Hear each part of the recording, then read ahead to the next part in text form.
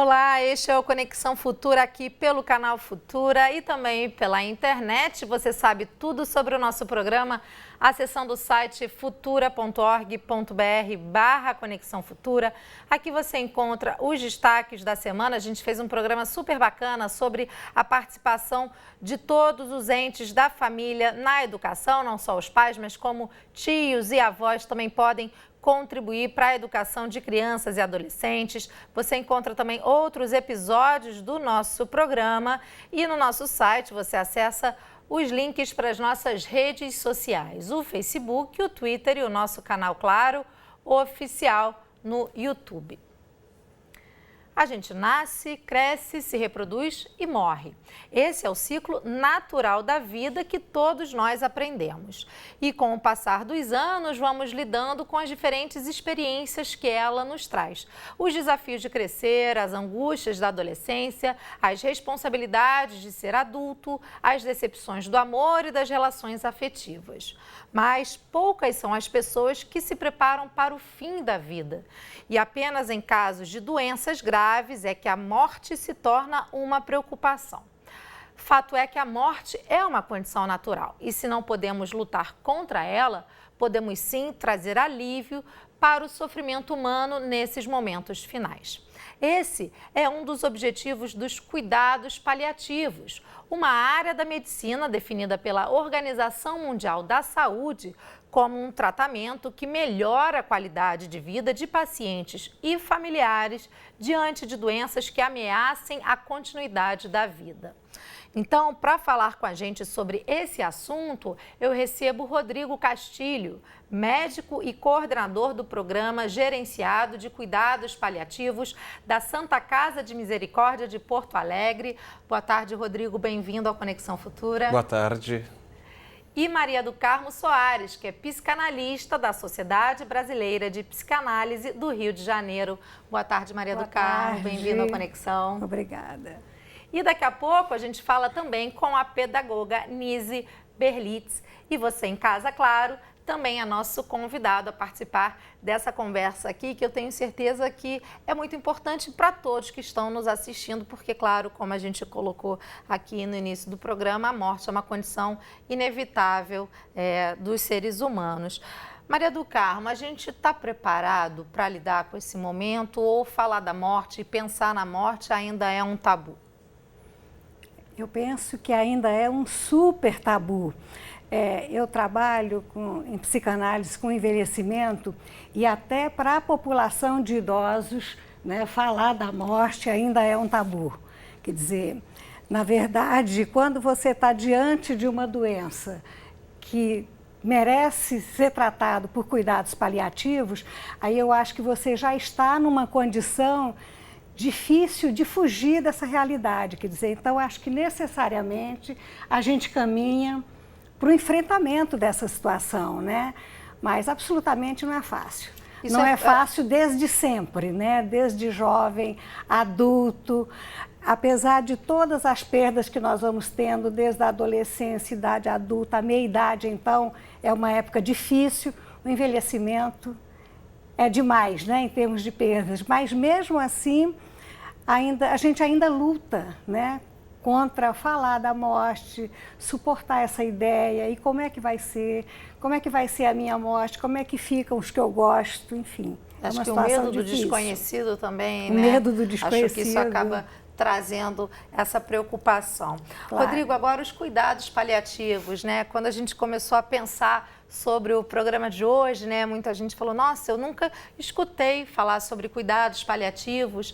E aí eu queria que você dissesse um pouco, a gente falou na abertura do programa que em 2002 a Organização Mundial da Saúde trouxe os cuidados paliativos como uma área importante da medicina, uma abordagem, né? A gente pode dizer assim. Afinal, em que momento os cuidados paliativos entram em ação? Como é que eles podem ser, como é que ele funciona aí no dia a dia dos pacientes e dos familiares? Conforme nós estamos conversando, diante de uma doença grave ameaçadora à vida, é que ele deve começar, mesmo que ainda haja possibilidade de restauração ou de cura. Mas sabemos que culturalmente nós estamos muito atrasados e a maioria dos pacientes em que é chamado um programa de cuidados paliativos é quando já não existe mais a possibilidade de cura. Então, mas se pelo menos todos aqueles que tenham anunciado o seu fim por doenças crônicas, doenças progressivas, puderem receber os cuidados paliativos e abrangendo a parte física, emocional, espiritual e sociofamiliar, podendo ter dignidade e trabalhando autonomia nesse momento, é possível que seja digno esse fim de vida. Quer dizer, a gente imagina que isso é um momento só, por exemplo, de um paciente que já está na UTI, mas não. Esse é um momento, um paciente que tem uma notícia sobre uma doença mais grave, ele já pode fazer parte desse tratamento com essa equipe, mesmo que ele tenha uma sobrevida bastante longa. Exato, exato. Então, os trabalhos têm mostrado que quanto mais precoce o acompanhamento dos cuidados paliativos, mais tempo de vida esse paciente vai ter. E desde o diagnóstico, isso é uma coisa importante. Um dos pilares dos cuidados paliativos é a comunicação. Então, algo que, infelizmente, não só na área da medicina, mas das outras áreas da saúde, é tão pouco trabalhado e ensinado. Então, nós sabermos técnicas de comunicação e técnicas de empatia para a gente reconhecer o que tem de errado, como que a gente pode prestar um serviço para o paciente. Através da escuta ativa, a gente pode propiciar para o paciente e para a sua família maior conforto, melhor acolhimento e que ele possa ser protagonista do tratamento. Vida dele, né? Da vida. Maria do Carmo, essa questão que o Rodrigo coloca da comunicação, esse é um momento em que o paciente quer ser ouvido. Sim, eu acho até que para a psicologia, né, esse deve ser o item mais importante desse trabalho multidisciplinar, né? Porque a gente é treinado para compreender o paciente até com aquilo que ele não fala, que ele não traz objetivamente. Então, eu acho que, além da psicologia poder tratar com esse paciente, trata também com toda a equipe multidisciplinar, né? Porque seguramente cada paciente vai simpatizar mais com um membro da equipe. Né? E aí aquele pode virar o porta-voz da equipe, às vezes nem é o psicólogo, nem é o médico, pode ser o terapeuta ocupacional, é uma questão de empatia, né? Tem essa coisa, a gente gosta de umas pessoas, de outras nem tanto, e eu acho que isso funciona também quando se está doente.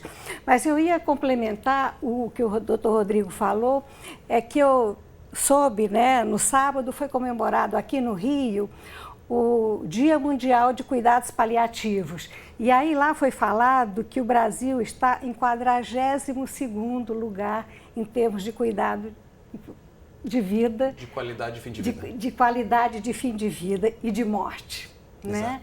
E aí eu me surpreendi porque Uganda é um país que tem uma boa qualidade de vida. E eu, assim, me surpreendi com essa informação. Uma qualidade de fim de vida, de fim de que dá vida, mais qualidade a exatamente, esse momento. Exatamente, que é uma coisa a ser estudada, né? Porque a gente associa sempre com países ricos.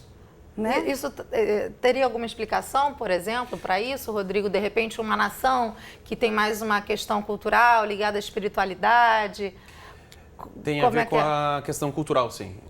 A América do Sul está muito atrasado em relação a cuidados paliativos, a conversa sobre fim de vida, ao contrário de Europa, América do Norte, em que isso se pode trabalhar e se vem ao longo dos anos, tendo mais qualidade, as pessoas tendo mais acesso às medicações e principalmente ensino médico. Atualmente no Brasil são 3 a 4 faculdades de medicina que têm a cadeira de cuidados paliativos. Muito pouco para o universo de um país como o Brasil. Agora, Rodrigo, a Maria do Carmo citou alguns profissionais dessa equipe multidisciplinar que envolve aí essa abordagem dos cuidados paliativos. Quais são os profissionais, então, que fazem parte, por exemplo, da sua equipe lá em Porto Alegre?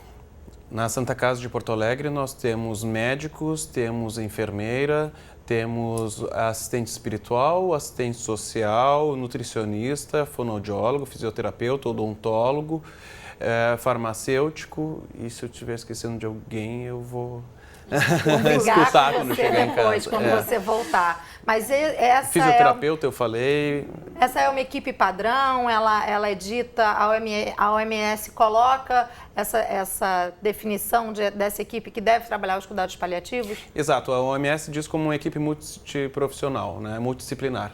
E é assim que a gente sabe que deve funcionar, não funciona com uma pessoa só. Então, não tem um profissional que seja mais importante que os outros. Através de uma forma humilde e transdisciplinar é que todos da equipe conseguem se juntar e resolver ou acolher melhor as demandas do paciente e de uma forma direcionada ao indivíduo, não à doença.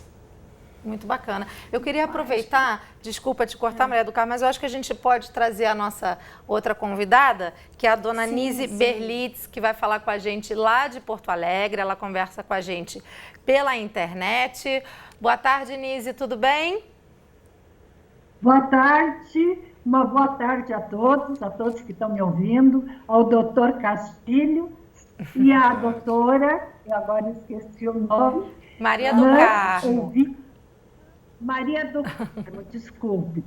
Eu fiquei bastante interessada em que vocês estão falando e digo o seguinte, eu passei por isto, eu conheço o doutor Castilhos, faço parte dessa equipe, que a gente se reúne todas as segundas-feiras, do meio-dia a 1, e é muito bom. Isso aí é uma satisfação tão grande, pelo seguinte, eu jamais pensaria que no momento de perda eu estaria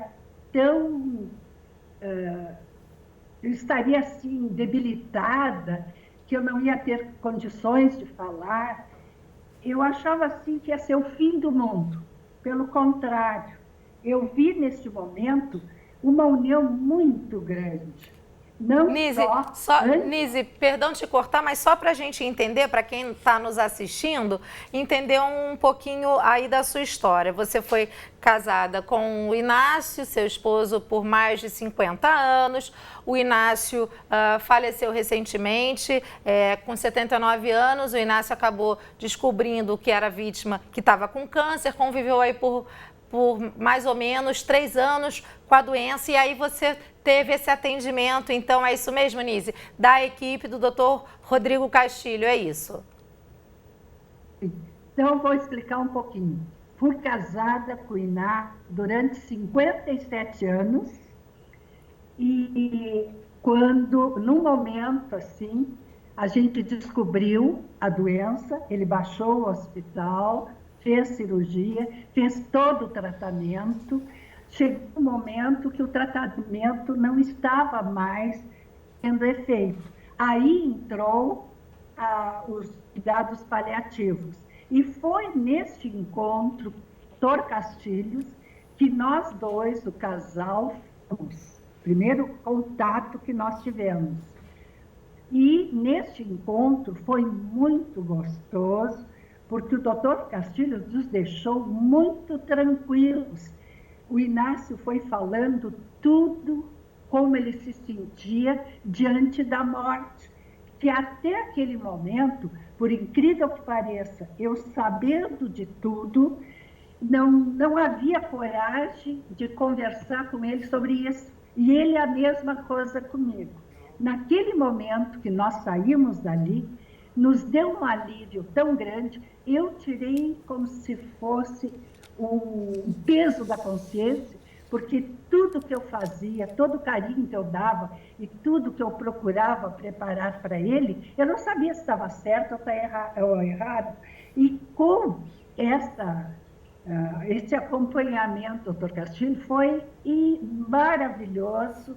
Ele saiu tão tranquilo que, a partir daquele momento, nós começamos a falar sobre a morte como uma coisa natural, um para o outro. Ele perguntando o que eu faria depois, se por acaso, quando ele morresse, eu iria morar em São Paulo, porque eu tenho 2 filhas morando lá, e eu disse para ele que não, que eu ficaria em Porto Alegre, porque aqui eu tenho 3 filhos, aqui estão as minhas, mas não deixaria de visitá-lo. Daqui da casa eu jamais sairia. Nise, Então, eu vou voltar um pouquinho com a nossa conversa aqui para o estúdio, vou pedir para a senhora continuar acompanhando a nossa conversa, porque eu já volto a chamá-la, tá bom? Tá ótimo, obrigada. Desculpe se eu estou falando. Não tem problema nenhum, é um prazer ouvir a sua história, porque eu preciso ouvir também os nossos convidados aqui no estúdio. Maria do Carmo, acho que o caso da Nise deixa muito claro qual é a importância do envolvimento da família e da família também receber esses cuidados paliativos. Sim, eu adorei a fala dela, porque eu acho que é exatamente isso que acontece, né? Assim, você cria a equipe, cria a possibilidade desse familiar e desse doente conversar sobre tudo. Às vezes, o que é mais importante são até as questões objetivas. Quando a pessoa está tranquila emocionalmente, feliz no seu casamento, a vida andando legal, e é surpreendido com uma notícia de uma doença dessa, né? Então, às vezes, são assim, questões objetivas, como ela exemplificou. E aí, você vai mudar para São Paulo, você vai ficar aqui, o que vai fazer da vida, como é que continua? E é muito legal, porque assim, na realidade a gente entende que com a morte a gente tem a possibilidade depois de elaborar o luto e esse morto continua vivendo com a gente, né? Tem até crônicas, tem coisas que falam que assim, a gente vive, nós todos vivemos, enquanto tiver uma geração que lembre das nossas histórias, que lembre da gente. Então, assim, de alguma forma, conversar sobre isso, trocar com ele, deve ter possibilitado a ela estar agora dando esse depoimento, contente com o acolhimento que recebeu, enfim, o que eu acho que é mesmo a grande coisa do cuidado paliativo, que é o respeito pela individualidade daquele paciente, né? O paciente pode falar, diz se quer morrer, como é que quer morrer, quer voltar para casa, quer continuar no hospital, quer ir para onde, né, doutor? Isso é essa questão da autonomia que nós falávamos aqui no início. Doutor Rodrigo, a gente já está aí do meio para o fim do programa, passa muito rápido, temos muita coisa para falar ainda, mas você acredita que ainda existe uma resistência da classe médica em dizer a verdade para o paciente, por exemplo, quando se detecta que o tratamento não vai ter mais solução, quando aí a expectativa de vida dele é pequena, ainda existe essa resistência de dizer a verdade sobre a gravidade de um problema para um paciente? Sem dúvida, infelizmente até por falta de formação. Se a gente não tem esse treinamento, se os médicos, a maioria das faculdades não tem essa cadeira e que não tem esse treinamento, não se sabe que 92% dos pacientes querem saber se a sua doença tem possibilidade de cura ou não. Então, o que a gente vê muitas vezes? O médico chega, chama a família para fora para decidir sobre quais as condutas que vão ser realizadas por caso do paciente.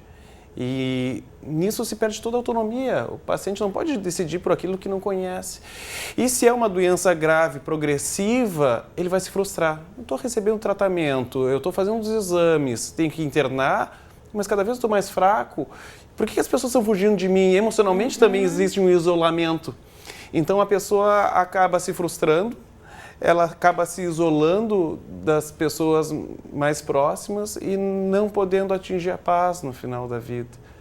Então, o fato do seu Inácio, da gente conversar, ele poder trocar, conversar sobre o hoje, como que ele quer ser tratado, é importante para a dignidade dele e isso junto com a família, para que eles se sintam amparados.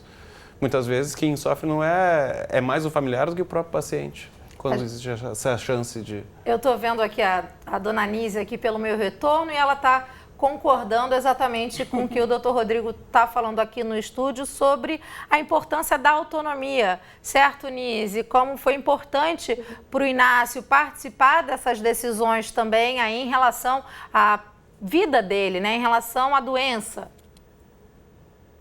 Foi mesmo. Que daquele dia, quando nós chegamos em casa, estava uma das minhas noras nos esperando e o meu neto mais velho, que por incrível que pareça, eram os dois que não aceitavam que o Inácio estava no fim. Eles achavam que não, que ele estava sempre sorrindo, ele teve uma dignidade muito grande. E aí ele chegou em casa e nós dissemos que acabamos de sair de uma consulta e onde nós relatamos tudo. Aí ele disse assim, eu vou conversar. Eu digo, conversa com eles e eu junto o que nós vimos. Foi assim uma surpresa tão grande, ele mesmo relatando, dizendo à minha nora e ao meu neto que os dias dele estariam contados, mas que ele estava muito feliz pela família que ele tinha.